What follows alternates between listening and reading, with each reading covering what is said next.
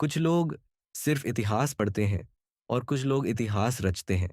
रतन टाटा एक ऐसा नाम है जिसने न केवल व्यापार की परिभाषा बदली, बल्कि अपने मूल्यों और दृष्टि से दुनिया पर अमिट छाप छोड़ी। रतन टाटा, ए लाइफ थॉमस मैथ्यू द्वारा लिखी गई यह पुस्तक रतन टाटा के जीवन की गहराइयों में ले जाती है।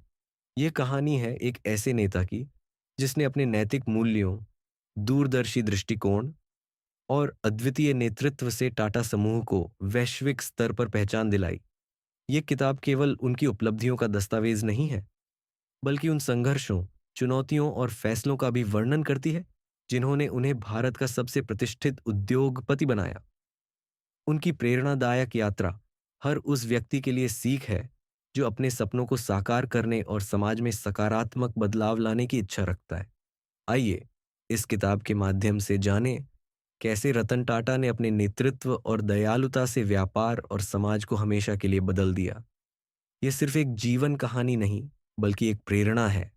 प्रारंभिक जीवन और प्रभाव।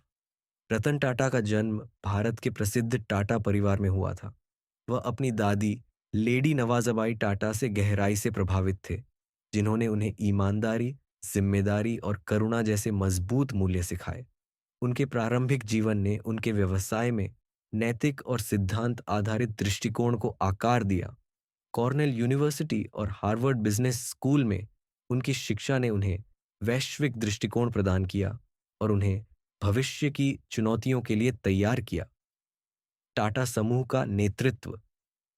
रतन टाटा ने 1991 में टाटा समूह की कमान संभाली, जो भारत के आर्थिक इतिहास का एक महत्वपूर्ण समय था। उन्होंने समूह को आधुनिक और एकीकृत बनाने का प्रयास किया। उनके नेतृत्व में टाटा समूह स्वतंत्र कंपनियों के संग्रह से एक वैश्विक समूह में बदल गया। टेटली टी, कोरस स्टील और जगुआर लैंड रोवर जैसे अंतर्राष्ट्रीय अधिग्रहणों के माध्यम से उन्होंने टाटा को वैश्विक मानचित्र पर एक सम्मानजनक नाम बनाया। उनकी दृष्टि केवल व्यापार का विस्तार करने तक सीमित नहीं थी, बल्कि इसे बदलते वैश्विक परिदृश्य के अनुरूप ढालने पर भी केंद्रित थी। दूरदर्शी परियोजनाएं। उनके कार्यकाल को समाज की जरूरतों को पूरा करने वाले परियोजनाओं से चिह्नित किया गया। इनमें से एक सबसे महत्वाकांक्षी पहल थी टाटा नैनो, जिसे दुनिया की सबसे सस्ती कार के रूप में लॉन्च किया गया था, ताकि भारत के मध्य और निम्न आय वर्ग के लिए परिवहन सुलभ बनाया जा सके। हालांकि इस परियोजना को कई चुनौतियों का सामना करना पड़ा, लेकिन यह उनके नवाचार और समाज के प्रति गहरी प्रतिबद्धता का प्रतीक थी।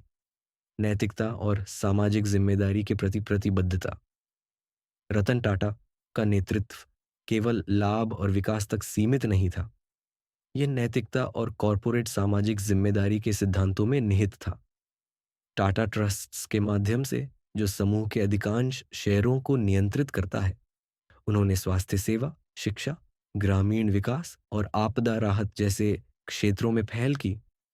उनके परोपकारी प्रयासों ने समाज के वंचित वर्गों को ऊपर उठाने और समावेशी विकास को बढ़ावा देने की उनकी गहरी प्रतिबद्धता को दर्शाया। चुनौतियों के बीच दृढ़ता।